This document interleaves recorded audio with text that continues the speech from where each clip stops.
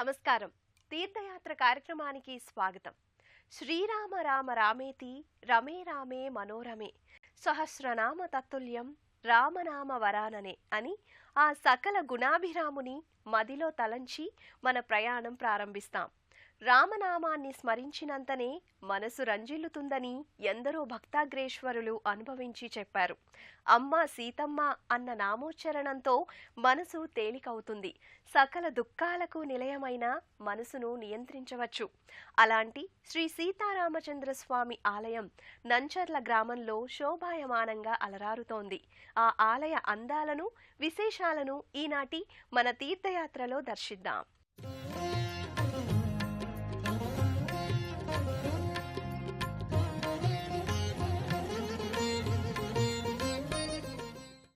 రామాయ రామభద్రాయ రామచంద్రాయ వేధసే రఘునాథాయ నాథాయ సీతాయా పతయే నమః.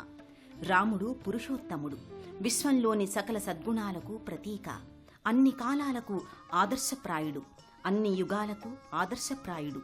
భారతీయ ఆధ్యాత్మిక స్రవంతిలో రామాయణానికి, శ్రీరామచంద్రమూర్తికి ఎనలేని ప్రాధాన్యత ఉంది. రాముడు మూర్తీభవించిన ధర్మస్వరూపుడు. అందుకే యుగాలు గడిచినా, తరాలు మారిన శ్రీరామ భక్తి, శ్రీమద్ రామాయణం సత్యమై, నిఖిలమై, అఖిలమై అనంతంగా కొనసాగుతోంది. ఈ రామావతారమే పరిపూర్ణమైనది. మానవీయ విలువలని, ధర్మ పరిరక్షణను ప్రబోధిస్తుంది. శ్రీరాముడు ఆయా ధర్మాలను తూచా తప్పకుండా పాటించాడు కాబట్టే సద్గుణ సంపన్నుడిగా ఖ్యాతి చెందాడు. మానవులకు ఆదర్శప్రాయుడయ్యాడు. మనిషిగా జన్మించినప్పటికీ మానవ రూపమెత్తిన దైవంగా విరాచిల్లాడు. ఆ కారణంగానే నేడు శ్రీరాముణ్ణి పూజించని వారంటూ ఉండరు. శ్రీరామాలయం లేని ఊరంటూ లేనేలేదు. ఆ పరంపరలోని మరో శ్రీరామాలయమే మెట్పల్లిలో కొలువై ఉంది. జగిత్యాల మెట్పల్లి పట్టణంలోని శ్రీ కోదండ రామాలయం ఎన్నో మహిమలకు నిలయమై భాసిల్లుతోంది. మెట్పల్లి శ్రీరామ్ సాగర్ ప్రాజెక్ట్ క్యాంప్ ఆధ్వర్యంలో నిర్మించిన ఈ ఆలయం భక్తులను విశేషంగా ఆకర్షిస్తోంది. సువిశాలమైన ప్రాంగణం, ప్రశాంత వాతావరణ నేపథ్యంలో ఈ ఆలయం విరాజిల్లుతోంది. 1982వ సంవత్సరంలో ఈ ఆలయ ప్రారంభోత్సవం, విగ్రహ ప్రతిష్టాపనోత్సవం జరిగింది. నాటి నుంచి ఈనాటి వరకు ఆలయ వైభవం దినదిన ప్రవర్ధమానంగా ఉంది. శ్రీ కోదండ రామస్వామి ఆలయానికి చేరుకోగానే ఆలయ ప్రవేశద్వారం స్వాగతిస్తుంది.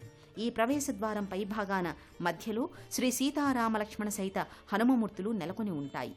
స్వాగత ద్వారానికి ఇరువైపులా గరుత్మంతుడు, హనుమ పద్మాసనంలో కూర్చొని ముకుళిత హస్తాలతో రామదర్శనానికి వచ్చే భక్తులను ఆశీర్వదిస్తుంటారు. కళాత్మకమైన ఈ ప్రవేశద్వారం గుండా భక్తులు ఆలయ ఆవరణలోకి ప్రవేశిస్తారు. ఈ ఆలయ ప్రాంగణంలో ఎటు చూసినా ఆహ్లాదకరమైన వాతావరణం విలసిల్లుతోంది. ద్వారం దాటి కొద్ది దూరం వెళ్లగానే సమున్నతమైన ధ్వజస్తంభం కనిపిస్తుంది. ఈ ధ్వజస్తంభానికి క్రింది నుంచి పై వరకు ఇత్తడి రేకు తాపడం చేసి ఉంటుంది. ఏ దేవాలయానికైనా ప్రధాన అంగం ధ్వజస్తంభం. ధ్వజం అంటే జెండా. ఈ జెండాపై గరుత్మంతుడు ఉంటాడు. వేదానికి సంబంధించిన ఆత్మయే పక్షిరాజు. ఈ సమస్త విశ్వంలోనూ భగవంతుడు ఉన్నాడని చెప్పేదే వేదం. భగవంతుడు ఉన్నాడనే విశ్వాసానికి ప్రతీకగా ధ్వజస్తంభాన్ని నిలుపుతారు. ఈ ధ్వజస్తంభానికి ప్రక్కనే బలిపీఠం ఉంటుంది. స్వామివారి నైవేద్యం పరివార దేవతలకు బలిని సమర్పించిన తరువాత ఈ బలిపీఠంపై బలి అన్నాన్ని సమర్పిస్తారు. ఈ బలిపీఠంపై వేసిన ఆహారాన్ని రాత్రింపవళ్లు సంచరించే గణాలు స్వీకరిస్తాయని వేదం చెబుతోంది. ఈ బలిపీఠానికి ఇరువైపులా గజరాజులు కొలువై భక్తులకు ఆహ్వానాన్ని అందిస్తాయి.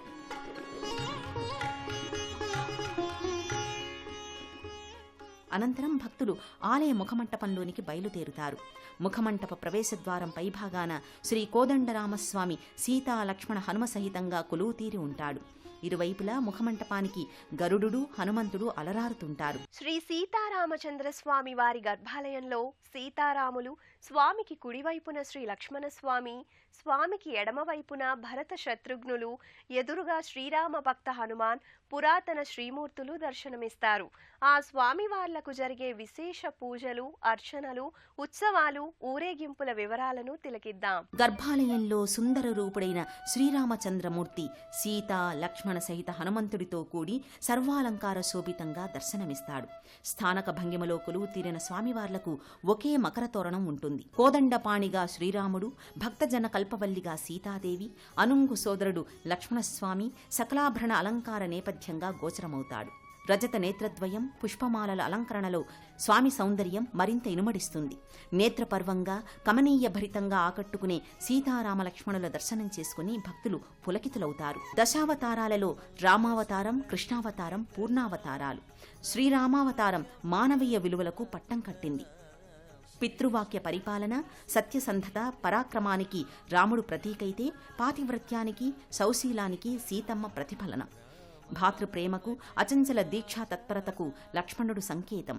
ఈ ముగ్గురిని గర్భాలయంలో అర్చావతారమూర్తులుగా దర్శించి, సేవించి, పూజించుకోవడం మన సంప్రదాయం. నంచర్ల గ్రామంలోని శ్రీ సీతారామచంద్ర స్వామి ఆలయంలో ఆ లోక కళ్యాణ మూర్తులకు జరిగే పంచామృత అభిషేకాలు ఎంతో భక్తియుతంగా ఘనంగా నిర్వహిస్తారు.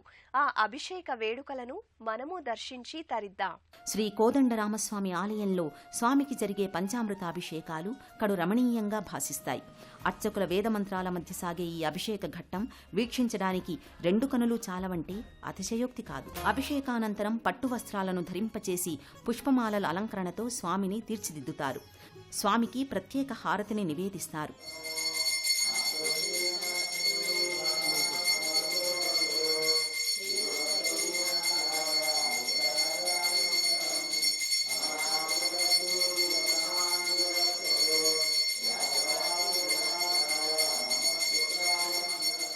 అనంతరం స్వామికి చామరం వీస్తారు. సహస్రధార పాత్రతో చేసే అభిషేకం, తీర్థప్రసాద శఠగోపాలను భక్తులు భక్తితో స్వీకరిస్తారు. నంచర్ల గ్రామంలోని శ్రీ సీతారామచంద్ర స్వామి ఆలయ నిర్మాణ శైలి ఎంతో ప్రత్యేకంగా కనిపిస్తుంది. పూర్తి రాతి కట్టడంగా నిర్మించిన ఈ పురాతన ఆలయంలో నెలకొన్న ఇతర ఆలయాల అందాలను దర్శిద్దాం.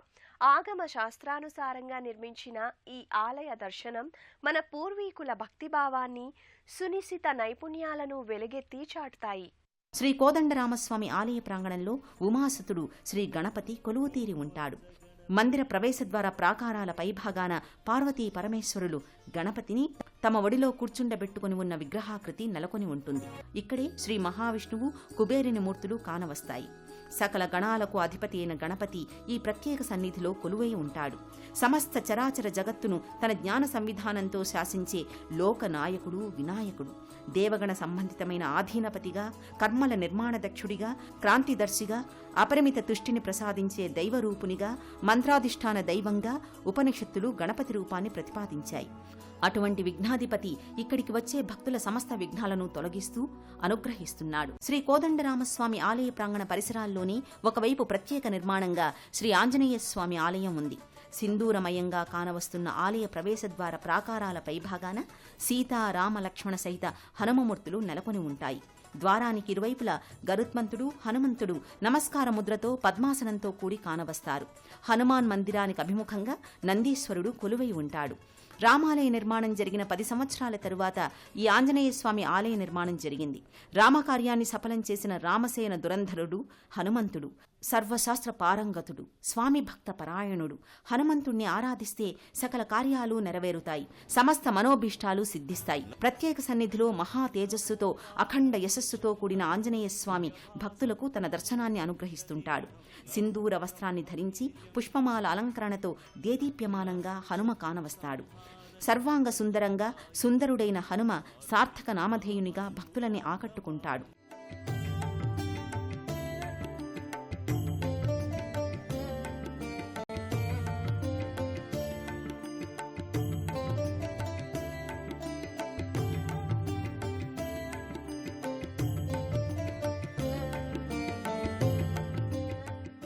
హనుమ పాదభాగ దిగువన పానవట్ట సహిత శివలింగం నెలకొని ఉంటుంది. ఎస్ఆర్ఎస్పీ క్యాంప్ ఆధ్వర్యంలో నిర్మించిన ఈ ఆలయం వివిధ పూజాది కార్యక్రమాలతో నిత్యనూతనంగా కానవస్తుంది. ఆంజనేయస్వామి సన్నిధికి సమీపానే నవగ్రహ మండపం ఉంది.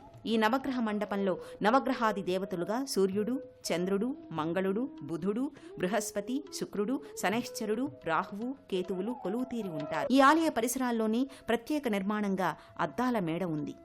ప్రత్యేకంగా ఉన్న ఊయలలో స్వామి మూర్తులను నిలిపి ఊపుతూ స్వామికి సేద తీరుస్తుంటారు. శ్రీ సీతారామచంద్ర స్వామి ఆలయంలో లోక కళ్యాణార్థం జరిపే సీతారాముల కళ్యాణంతో పాటు భక్తులు తమ కోర్కెల సాధనకై దంపతులు ప్రత్యేక పూజలు జరిపించుకుంటారు.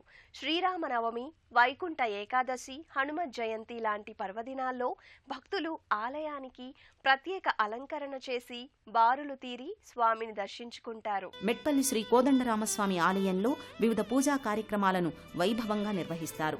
వివిధ ప్రత్యేక పర్వదినాలలో ఈ ఆలయంలో భజనలు, కోలాటాలు నిర్వహిస్తారు. శ్రీరామనవమి రోజున సీతారాముల కళ్యాణం జరుగుతుంది.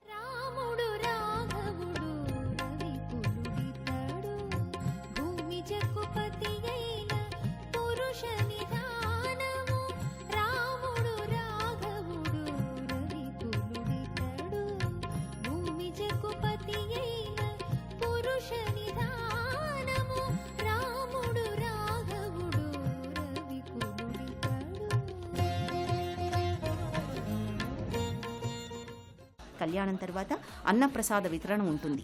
ధనుర్మాసంలో విశేష పూజలు, నెల రోజుల పాటు 500 మంది 600 మంది దాకా ఈ కార్యక్రమంలో పాల్గొంటారు. ఉగాదికి పంచాంగ పఠనం, 3 రోజుల పాటు అధ్యయనోత్సవాలు, పల్లకీ సేవ, బలిహరణం, తీర్థప్రసాద వితరణ కార్యక్రమాలు జరుగుతాయి.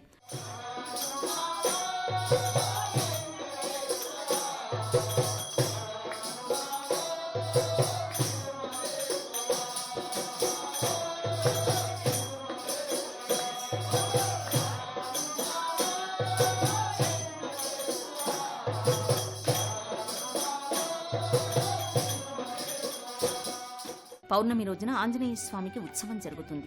ప్రతి మంగళ, శనివారం ఆంజనేయ స్వామికి అభిషేక వేడుకను నయన మనోహరంగా నిర్వహిస్తారు. ప్రతి ఏటా చైత్రశుద్ధ పాడ్యమి నుంచి చైత్రశుద్ధ నవమి వరకు వసంత నవరాత్రుల్ని ఈ ఆలయంలో ఘనంగా నిర్వహిస్తారు. శ్రీరాముడు మనందరి దైవం, నమ్మి కొలిచిన వారికి అండగా ఉండే ఆపద్బాంధవుడు. అలాంటి రాముడు కోదండరామునిగా కొలువుతీరి మెట్పల్లిలో భక్తుల్ని అనుగ్రహిస్తున్నాడు. ఆ స్వామి దర్శనం జన్మజన్మల పుణ్యఫలం. అదృష్టం ఉన్నవారికే స్వామి దర్శన భాగ్యం దక్కుతుందనడంలో ఎటువంటి సందేహం లేదు. జై శ్రీరామ్, జై హనుమాన్.